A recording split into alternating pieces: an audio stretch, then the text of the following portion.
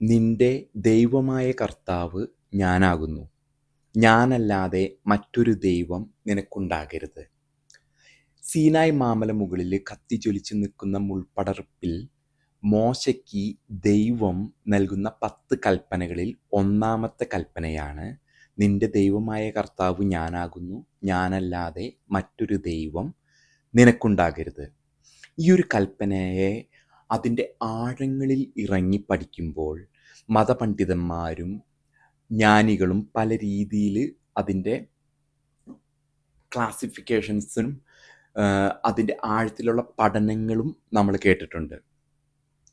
Christmas എല്ലാം അടുത്തു വന്നിരിക്കുന്ന ഈ ആഘോഷവേളയിൽ അതിൻ്റെ ഭക്ഷണക്രമങ്ങളും അതിലുപയോഗിക്കുന്ന ഭക്ഷണക്രമങ്ങളും ഒക്കെ ആയിട്ട് കുറേ വിവാദങ്ങൾ സാമൂഹ്യ മാധ്യമങ്ങളിൽ കത്തി നിൽക്കുന്നുണ്ട്. ഒരു വടക്കുനിന്ന് പ്രവർത്തിക്കുന്ന മൗദൂദി ചാനലിലെ ഒരു സഹോദരൻ മുമ്പ് സൂചിപ്പിച്ചതുപോലെ, അതല്ലെങ്കിൽ അദ്ദേഹം ഉപയോഗിച്ചൊരു പദമാണ് വലതുപക്ഷ സംഘപരിവാർ ക്രിസ്ത്യൻ കാസ തീവ്രവാദികൾ. അത് കേരളത്തിൻ്റെ ഒരു 75% വരും ഈ ഇദ്ദേഹം വിശേഷിപ്പിച്ച ഈ തീവ്രവാദികൾ. അപ്പോൾ ഈ തീവ്രവാദി വിഭാഗത്തിൽപ്പെട്ടവരാണ് കൂടുതലുമായിട്ട് ഇതിനെക്കുറിച്ചുള്ള ചർച്ചകൾ സാമൂഹ്യ മാധ്യമങ്ങളിൽ നടത്തുന്നത്. എന്നാൽ അതോടൊപ്പം തന്നെ ക്രിസ്തീയ കത്തോലിക്ക പുരോഹിതന്മാരുണ്ട് ഇതിനെപ്പറ്റി ചർച്ച ചെയ്യുന്നവർ. പെന്തക്കോസ്ത് വിഭാഗത്തിലും ഹൈന്ദവ വിഭാഗത്തിൽപ്പെട്ടവരും ഇതിനെക്കുറിച്ച് ചർച്ച ചെയ്യുന്നുണ്ട്. ഇനി നമുക്ക് വിഷയത്തിലേക്ക് വരാം. ഹലാൽ എന്ന് വെച്ചാൽ ഇസ്ലാമിക മത ആചാരപ്രകാരം ഒരു മൃഗത്തെ കശാപ്പ് ചെയ്യുകയും അതിനെ ഭക്ഷിക്കേണ്ട രീതിയെക്കുറിച്ചാണ് ഹലാൽ പ്രതിപാദിക്കുന്നത്. അത് ഹലാലിൽ നമ്മൾ ഒരു മൃഗത്തെ കശാപ്പ് ചെയ്യുമ്പോൾ ബിസ്മില്ല ചൊല്ലും.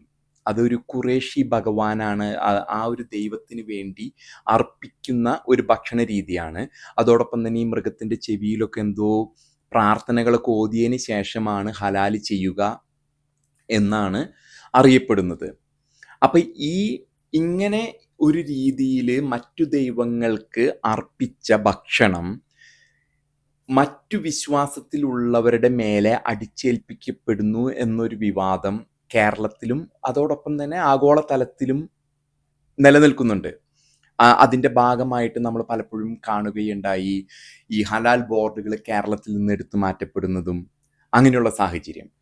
ഇതിനെ കൂട്ടി വായിക്കേണ്ടത് നമ്മളിപ്പോൾ എയർ ഇന്ത്യ മുമ്പ് സർക്കാരിൻ്റെ കീഴിൽ പ്രവർത്തിക്കുന്ന സമയത്ത് കോൺഗ്രസ് പാർട്ടി ഭരിക്കുന്ന സാഹചര്യത്തിലൊക്കെ എല്ലാം നടത്തി അവരുടെ ഇഷ്ടപ്രകാരം, ആ ന്യൂനപക്ഷത്തിൻ്റെ ഇഷ്ടപ്രകാരം നടത്താനുള്ളൊരു സാഹചര്യം ഉണ്ടായി. എന്നാൽ ടാറ്റ എയർ ഇന്ത്യ ഏറ്റെടുത്ത സാഹചര്യത്തിൽ അവർ അസന്നിഗ്ധമായി പ്രഖ്യാപിച്ചു, ഞങ്ങൾ ഇനി ഹലാൽ ഭക്ഷണം എയർ ഇന്ത്യയിൽ കൊടുക്കുകയില്ല. കാരണം ഒരു 350-400 ആൾക്കാർ യാത്ര ചെയ്യുന്ന ഒരു യാത്രാ വിമാനത്തിൽ ഒരു കൂടി വന്ന ഒരു 10 ആൾക്കാർക്കോ 15 ആൾക്കാർക്കോ വേണ്ടി ഇങ്ങനൊരു ഭക്ഷണം എല്ലാവർക്കും നൽകാൻ സാധിക്കില്ല. അങ്ങനെ പ്രത്യേകമായിട്ട് വേണമെന്ന് ആവശ്യമുള്ളവർക്ക് മാത്രമേ കൊടുക്കുകയുള്ളൂ എന്നും എയർ ഇന്ത്യ ഒരു നിലപാട് സ്വീകരിക്കുകയുണ്ടായി.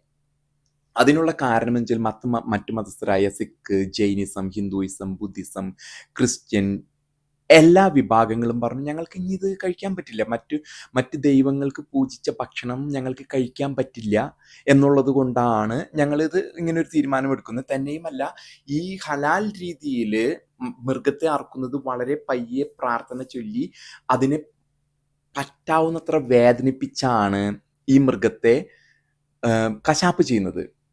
അതിലും നല്ല രീതികൾ വേറെ ഉണ്ട് എന്നാണ് ഈ മറ്റു മതസ്ഥർ ചിന്തിക്കുന്നത്. ഇനി നമുക്ക് തിരിച്ച് ഈ ഹലാലുമായി ബന്ധപ്പെട്ട, ക്രിസ്മസുമായി ബന്ധപ്പെട്ട് ഹലാലുമായി ബന്ധപ്പെട്ട് എങ്ങനെ ഇത് ഒരു എന്തിനാണ് ഇങ്ങനൊരു വിഷയത്തെ ഇത്ര വിവാദമാക്കുന്നത് എന്ന് ചിന്തിക്കുന്നവരുണ്ട്.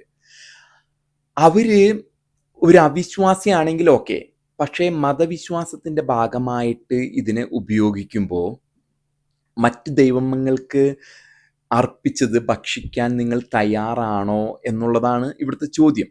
അതാണ് ഇവിടുത്തെ നിങ്ങൾക്ക് എന്ത് ഭക്ഷണവും, മാർക്കറ്റിൽ നിന്ന് കിട്ടുന്ന എന്ത് ഭക്ഷണവും വാങ്ങി കഴിക്കാനുള്ള അവകാശവും സ്വാതന്ത്ര്യവും നിങ്ങൾക്കുണ്ട്.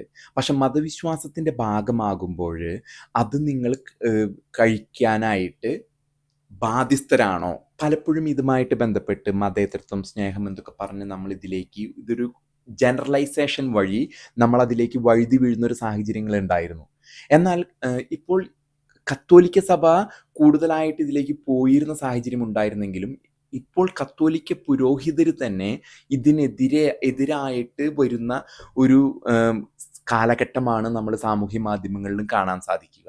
കത്തോലിക്ക പുരോഹിതരും വൈദികരും അവരുടെ വിശ്വാസ സമൂഹത്തിന് നൽകുന്ന ആഹ്വാനങ്ങളിൽ വ്യക്തമായിട്ട് പറയുന്നു, മറ്റു ദൈവങ്ങൾക്ക് അർപ്പിച്ചതൊന്നും നമ്മൾ കഴിക്കരുത്.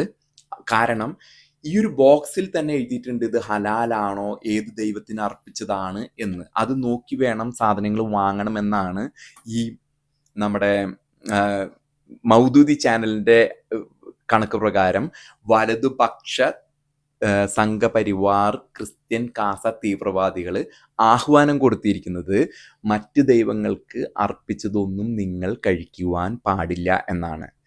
മുൻകാലങ്ങളിൽ കേരളത്തിൽ ഈ ഹലാൽ വിവാദം കത്തിപ്പടർന്ന കാലഘട്ടത്തിൽ നമ്മൾ കാണുകയുണ്ടായി. എല്ലാവരും ഹലാൽ ബോർഡുകൾ എടുത്ത് മാറ്റുന്നു. എന്തിനേറെ പറയുന്നു, പേരുകൾ വരെ മാറ്റിയ സാഹചര്യങ്ങൾ നമുക്കറിയാം. അതുകൊണ്ടാണ് ചിലപ്പോൾ ഹോട്ടലിൻ്റെ പേര് ആൻ മരിയ, എന്നാൽ ഉള്ളിലെ പ്രൊപ്പറേറ്റർ മമ്മദ് കുട്ടി, അങ്ങനെയുള്ള സാഹചര്യങ്ങളൊക്കെ നമ്മൾ കണ്ടിരുന്നു. ഞാൻ ഇങ്ങനെയൊക്കെ പറയുമ്പോൾ ഇത്രയും ഇങ്ങനെയുള്ള പ്രവൃത്തികളൊക്കെ നടക്കുന്നുണ്ടോ എന്ന് ചിന്തിക്കുന്നവർ നമുക്കിടയിലുണ്ട്. പക്ഷേ ആഴത്തിൽ നമ്മൾ ചെന്ന് പഠിക്കുമ്പോഴും ചിന്തിക്കുമ്പോഴാണ് ഇതിൻ്റെ എത്രമാത്രം വ്യാപ്തിയിലാണ് ഇത് നമ്മുടെ സമൂഹത്തിൽ സംഭവിച്ചിരിക്കുന്നത് എന്ന് നമുക്ക് മനസ്സിലാകുകയുള്ളൂ. അപ്പോൾ ഞാൻ ഈ വീഡിയോയിലൂടെ ഉദ്ദേശിക്കുന്നത്, നിങ്ങൾ ഒരു വിശ്വാസിയാണെങ്കിൽ നിങ്ങൾ കഴിക്കുന്നത് എന്താണെന്ന് നിങ്ങൾക്ക് മനസ്സിലാകണം. ഇതുമായി ബന്ധപ്പെട്ടൊരു BJP നേതാവ് ഒരിക്കലും ഒരു സാമൂഹ്യ മാധ്യമത്തിൽ പറഞ്ഞത് എനിക്ക് ഓർമ്മ വരികയാണ്. ഇങ്ങനെ പൂജിച്ചും മറ്റു ദൈവങ്ങൾക്കും വെച്ച ഭക്ഷണത്തിൽ അത് കൂടാതെ തന്നെ ഊതുക, ചില മതവിശ്വാസങ്ങളാണ്. അവരുടെ ആചാരപ്രകാരം അവരുടെ മതത്തിൻ്റെ മേലധ്യക്ഷനോ അതുമല്ലെങ്കിൽ അവരുടെ മതത്തിൻ്റെ നേതാവ് ആചാര്യൻ ഊതുന്ന പ്രവണത കൂടിയുണ്ട്. അപ്പോൾ അത് ചിലപ്പോൾ ഇങ്ങനെ ഒരു ഭക്ഷണത്തിൽ ഊതുമ്പോൾ തുപ്പൽ വരെ അതിൽ വീഴുന്ന സാഹചര്യമുണ്ട്. അത് കഴിക്കാൻ തയ്യാറല്ല എന്ന് ഒരു വലിയ വിഭാഗം മലയാളികൾ തീരുമാനമെടുത്തപ്പോഴാണ് ഹലാൽ ബോർഡുകൾ അപ്രത്യക്ഷമായത്. എന്നിരുന്നാലും പേരുകൾ മാറ്റിയും മറ്റും അവർ വീണ്ടും ഇങ്ങനെയുള്ള ഹോട്ടലുകൾ പ്രത്യക്ഷപ്പെട്ടു. പ്രൊപ്പറേറ്ററെന്ന് അന്വേഷിച്ച് ചെന്നാലാണ് ഇതിൻ്റെ വാസ്തവം നമുക്ക് മനസ്സിലാവുള്ളൂ. അപ്പോൾ ഇങ്ങനെയുള്ള ആഘോഷവേളകളിൽ നിങ്ങളോട് നിങ്ങളുടെ മതമേലധ്യക്ഷന്മാർ, പ്രത്യേകിച്ച് ക്രിസ്തീയ വിഭാഗത്തിലെ ക്രിസ്മസ് അടുത്തു വരുന്ന സാഹചര്യത്തിൽ പറയുന്നത് ഉള്ള ആഹ്വാനമാണ് ഞാൻ ഈ വീഡിയോയിലൂടെ നിങ്ങളെ അറിയിക്കുന്നതിന് വേണ്ടി ശ്രമിക്കുന്നത്.